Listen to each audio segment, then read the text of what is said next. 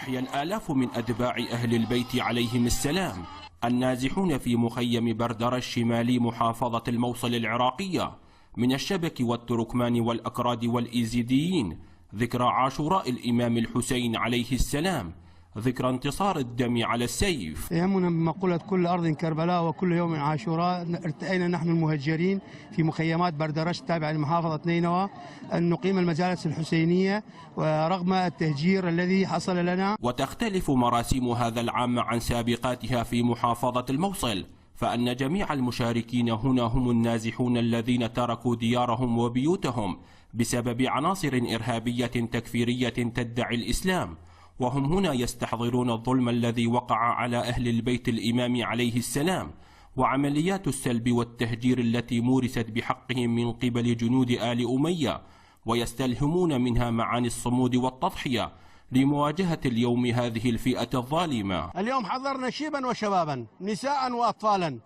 لكن تكون المحبة بين أطراف جميع الشعب العراقي غصبا على الأعداء وعلى المتعاونين مع أعداء الدواعش والإرهاب اللعنة القتل الذي خرجونا من بيوتنا. يقول أبد ما تقدرون ولا داعش ولا أقوى من داعش، يعني حاولوا كثيرين من عندهم قبل الداعش وراح يجون وراهم هم راح يحاولون، بس ما يقدرون أبد علينا. نحن حسيني وما بقينا رغم تهجيرنا رغم القسوة، سوف نستمر في مجالس الحسين وفي مجالس الشهر المحرم. إذن ثورة الحسين كانت وما تزال نبراسا لكل إنسان مضطهد، وهي الأمل المنشود لكل الأحرار المطالبين بحقهم في العيش بسلام وأمان.